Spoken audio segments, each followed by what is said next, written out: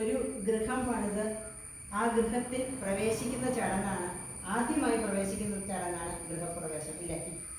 വീടിൻ്റെ അടിസ്ഥാന ദേവതമാര് അല്ലെങ്കിൽ ദേവൻ എന്ന് പറയുന്നത് വാസ്തുദേവതയും വാസ്തുപുരുഷനുമാണ്.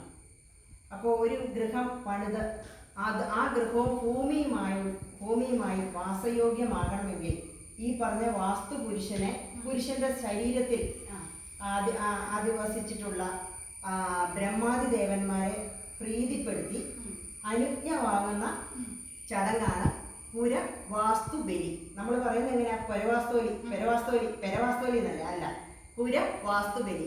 അപ്പോൾ ഈ ഐശ്വര്യപ്രദമായ ഈ ഒരു വീടിന് എല്ലാവിധ അനുഗ്രഹങ്ങളും ഉണ്ടാകട്ടെ, ഈശ്വര കടാക്ഷം ഉണ്ടാകട്ടെ. കൂടുമ്പോൾ ഇമ്പമുള്ളതാണ് കുടുംബം. അതുപോലെ തന്നെ കുടുംബാംഗങ്ങളുടെ, ഭാര്യയുടെ, ഭർത്താവിൻ്റെ, മക്കളുടെ, അച്ഛനമ്മമാരുടെ സ്നേഹത്തിൻ്റെ കട്ടകൾ അടുക്കിയാണ്, ഇല്ലേ? സ്നേഹത്തിൻ്റെ കട്ടകൾ അടുക്കിയാണ് ഒരു വീട് ഉണ്ടാക്കേണ്ടത്. സുനീഷിൻ്റെയും അമ്പിളിയുടെയും ഈ ഐശ്വര്യപ്രദമായ ഈ ഗൃഹത്തിന് എല്ലാവിധ അനുഗ്രഹങ്ങളും ആശംസകളും നൽകിക്കൊണ്ട് ഒരു ചെറിയ സമ്മാനം, ഒപ്പം കൃഷ്ണന്റെ മൈബി കത്തിക്കാം. അപ്പോൾ ഗൃഹത്തിൽ വിളക്ക് തെളിയിച്ചുകൊണ്ട് ഈ മംഗളകർമ്മം നടത്തുകയാണ്. സർവമംഗളമംഗല്യേ ശിവേ സർവാർത്ഥസാധികേ ശരണ്യേ ത്രയംബികേ ദേവി നാരായണീ നമോസ്തുതേ.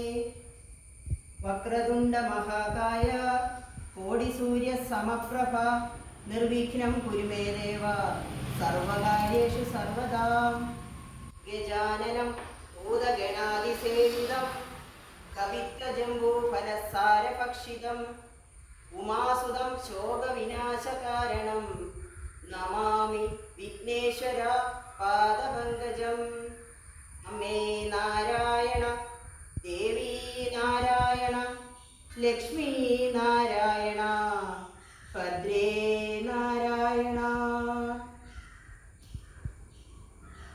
എല്ലാ ഐശ്വര്യങ്ങളും മംഗളങ്ങളും ഗൃഹത്തിലുള്ള ഓരോ കുടുംബാംഗങ്ങളിലും ഉണ്ടാകട്ടെ എന്ന് പ്രാർത്ഥിക്കുന്നു. ഐശ്വര്യം ഉണ്ടാകട്ടെ കേട്ടോ.